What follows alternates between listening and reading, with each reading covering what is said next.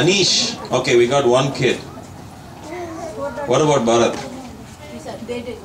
Shivguru Mama.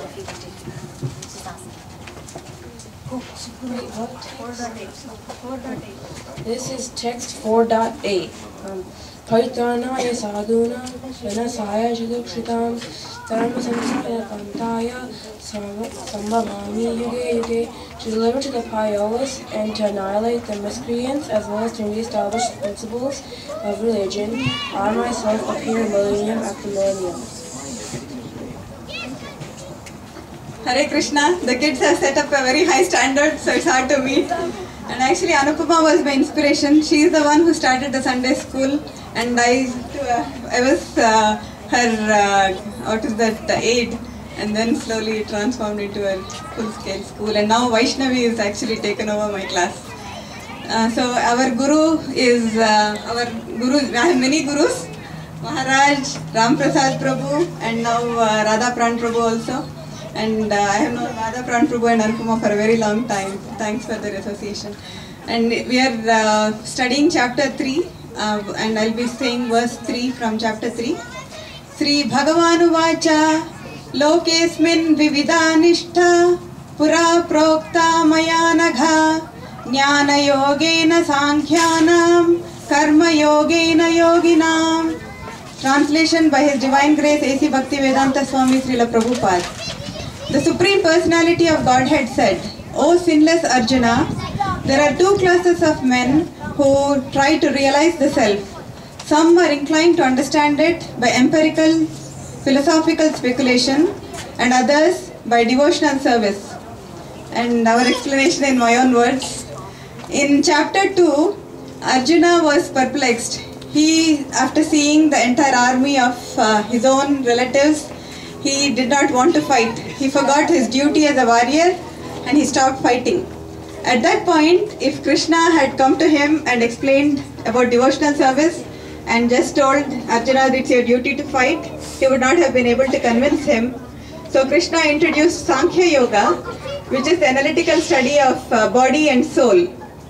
In that yoga, he describes how the body is mortal, but the soul is immortal and it is indestructible. So even if Arjuna performed his duty, the souls would not be destroyed.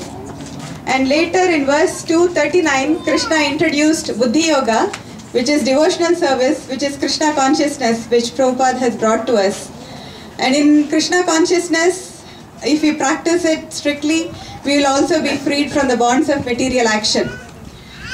Honestly speaking, the relationship between Buddhi Yoga and Jnana Yoga is like the relationship between religion and philosophy.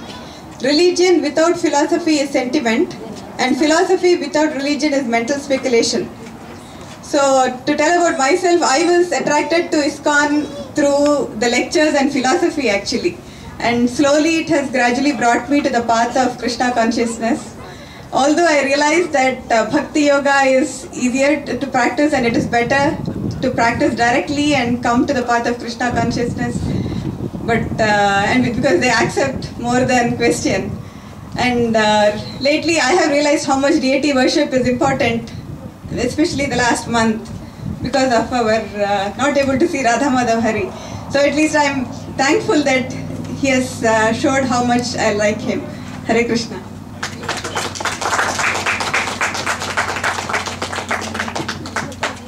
Hare Krishna, Hare Krishna, Hare Krishna, Krishna Krishna, Hare Hare, Hare Ram, Hare Ram, Ram Ram, Hare Hare.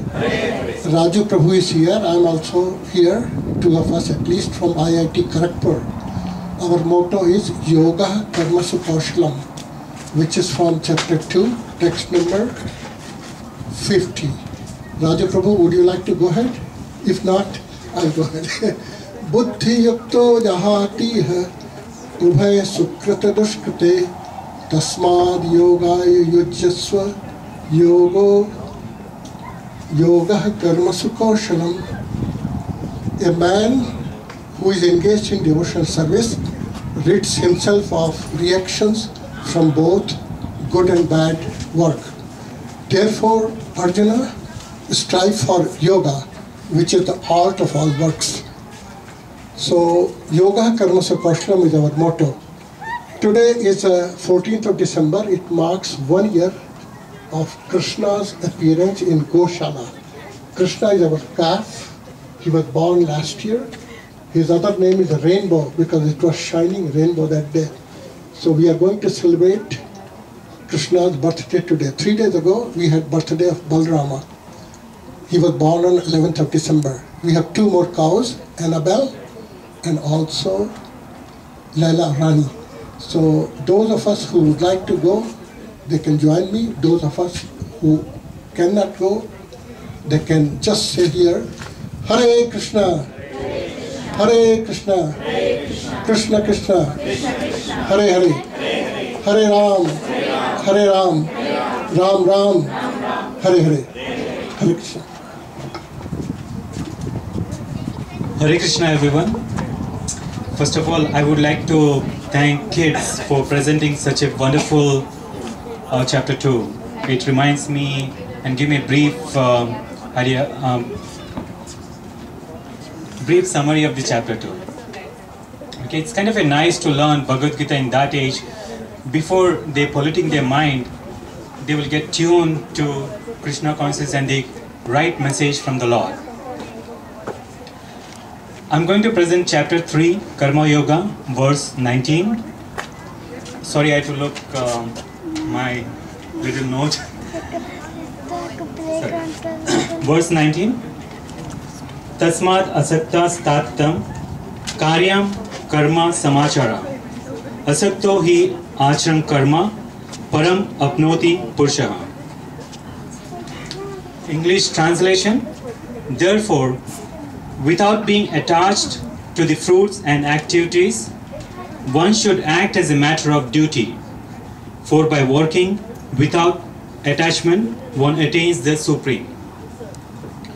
Prabhupada in his purport explains that a person, therefore acting for Krishna or in Krishna consciousness or for Krishna under proper guidance and without attachment, is certain making progress towards the supreme goal of life. And what is supreme goal of life? Anyone can answer that? What is Krishna Prema? Thank you, Prabhuji. To go back to Krishna, to be with Krishna, that is the supreme goal of life. And Prabhupada explained it nicely. He explains 2 important points. He noted 2 important points to the route to Krishna's home, to Vaikuntha. The first one is under proper guidance. It's very important, isn't it? Without guidance, we don't know if we are doing it in a right way or a wrong way. So it's very important to have a right direction, a proper direction that can be achieved from one of the acharyas.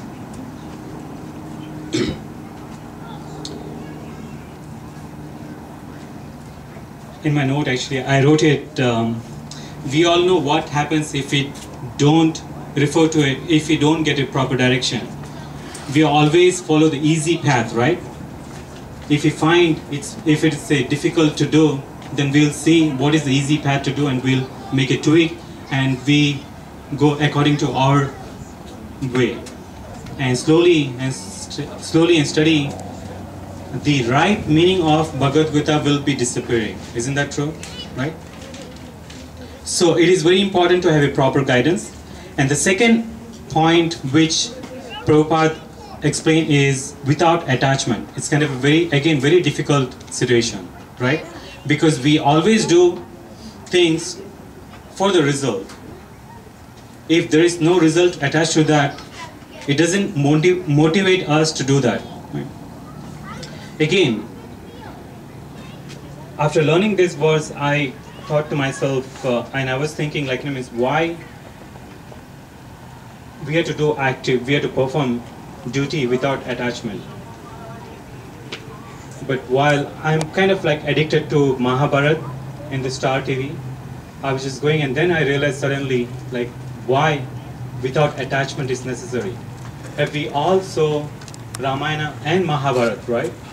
And all it started because of the attachment, either the parents or themselves, for the throne. Everyone wants the throne, and that's the reason, one of the reasons actually it started. And plus, Krishna wanted this to happen, to perform his Leela, to make us understand the real meaning of life.